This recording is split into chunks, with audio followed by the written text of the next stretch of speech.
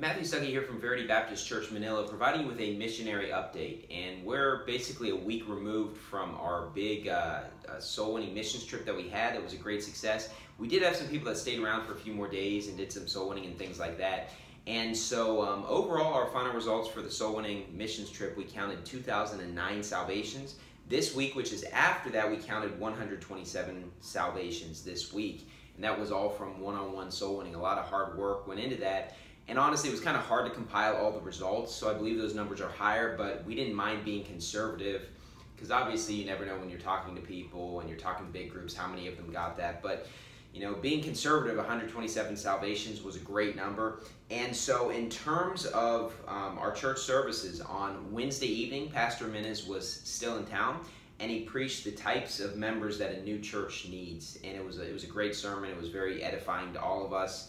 And we're excited, we're encouraged. And it was good timing because we just signed a lease for a building just yesterday on Monday. So it was great timing, as that's a great example of what we need to do as a new church. And on Sunday, what I preached on in the morning service was that he may run that readeth it. And it was a sermon from Habakkuk 2:2. And it was a pretty basic sermon, but it smashed dispensationalism and showed us the importance of reading the Word of God. And we're doing a 31-day Bible reading challenge starting today, starting Tuesday, January 29th, going to the end of February. We chose to do it in this time frame instead of in January because we had the missions trip. And if you would like to read the Bible with us, the entire New Testament, is a 29-day schedule with 2 days, free days of a grace period to finish before the end of February. If you would like to read it with us, you know, link below. We'll send it to you. You give us your email or your Facebook or whatever. We'll send you the Bible reading schedule. We've already sent it to lots of people that are not a part of our church. And you know, I think a lot of them are going to participate in it with us. Having a schedule is a great way to encourage you to read the Bible. So that's what we preached on Sunday morning. And the second service was our Salvation Bootcamp. We finished it up. We talked about the resurrection of Jesus Christ. And, you know, I showed very clearly in the Bible that not only did Jesus rise again, but that you have to believe that to be saved. But I did talk about how what you don't need to believe is you don't need to believe that Jesus' soul was in hell. You know, you can believe in Abraham's bosom and still be saved. And so in 1 Corinthians 15, the focus when it talks about the resurrection of Jesus is on the fact that he physically rose again from the dead. That was the whole focus at the end of the book of Matthew, which we talked about, how they were afraid that he had risen again from the dead, you know, the enemies of God. And so that was the key in the Bible, that was the focus.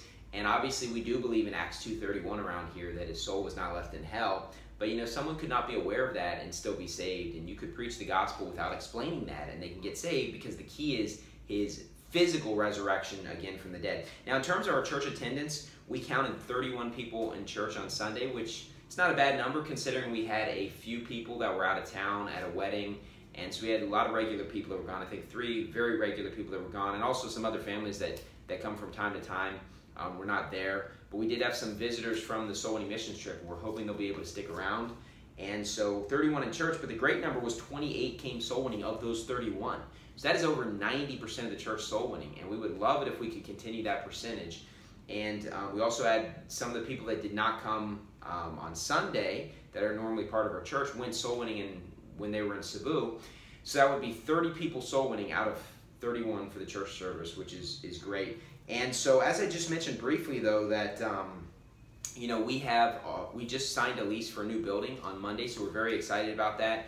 So our target date is February 17th to move in there because there's some renovations that need to be made. So there is some work to be done with that. But this is an awesome step because this is definitely going to free up time to do more soul-winning, more outreach to try to bring visitors to church, start being able to preach in the schools and stuff like that, because our time's not going to be spent as much on finding a building. We are going to need to get chairs, you know, pulpit, things like that. So that's going to take a little bit of time, but honestly, it's going to free up a lot. So this is exciting. We've been waiting for this. We've been praying for this, and this is a great step. We appreciate you tuning in to watch our sermons and pay attention to the updates. And we'll have the link below if you would want to donate to us. We would love to have that.